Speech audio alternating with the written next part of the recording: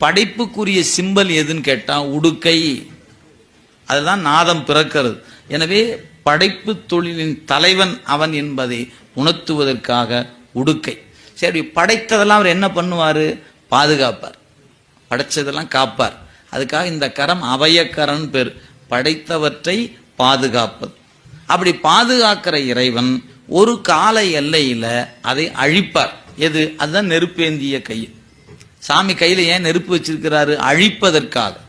படைத்தல், காத்தல், அழித்தல்னு பேர். ஒரு கால ஊன்றி வச்சிருக்கிறார் பாருங்க, அந்த ஊன்றிய திருவடி மறைத்தல்னு பேர். நமக்கு அருள் செய்வாரே அதுக்கு எது? அதான் தூக்கிய திருவடி.